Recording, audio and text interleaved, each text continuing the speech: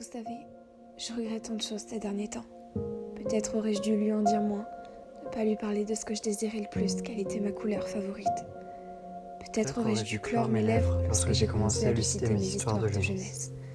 Peut-être aurais-je dû ne jamais lui confier les nombreux prénoms de ceux qui comptaient tellement pour moi, de ceux qui me chérissaient et qui se montreraient toujours là.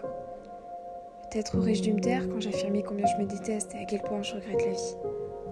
C'était si idiot de ma part, car j'aurais dû lui en dire tellement moins, ne pas lui faire part de toutes les choses qui pouvaient facilement me briser, de ce qui me faisait secrètement pleurer la nuit. Vous savez, il y a davantage de choses que je regrette. Ces jours passés, lui avoir soufflé à quel point je commençais à m'attacher à lui, à l'aimer, à me sentir bien auprès de lui. Garder la conscience éteinte et me taire lorsque je commençais à me dévoiler aurait été une solution terriblement plus efficace. Le mal ne me consumerait pas autant qu'il me l'aurait laissé. Je n'aurais certainement pas senti mon propre monde s'écrouler juste sous mes pieds. Mes larmes n'auraient pas autant tari sur le dessus de mes joues, et le temps aurait soigneusement pansé mes blessures. Seulement, il est bien trop tard. J'ai déjà affronté pas mal d'obstacles, mais celui-ci est nouveau, douloureux et tortueux. Je ne pourrai point revenir quelques mois en arrière désormais. Le fantôme de son absence traîne autour de moi. La vie est si impardonnable avec nous. Aux moindres erreurs, elle nous inflige la plus triste des souffrances.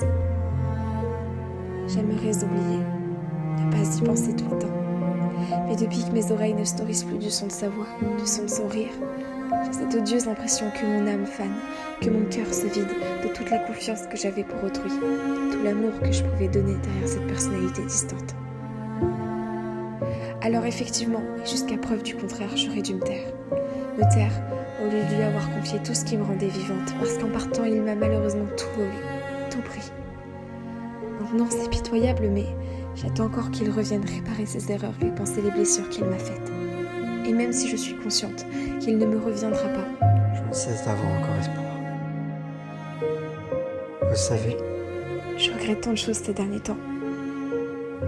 Peut-être aurait-il été plus simple si jamais je ne m'étais ouverte. Si jamais je ne lui adressais un mot sans son intention.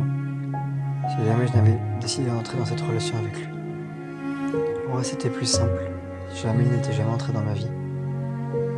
J'aurais tant envie de le serrer contre moi. De le voir. D'attendre encore. Mais malheureusement, c'est le vide qui m'enlace. Plus en plus.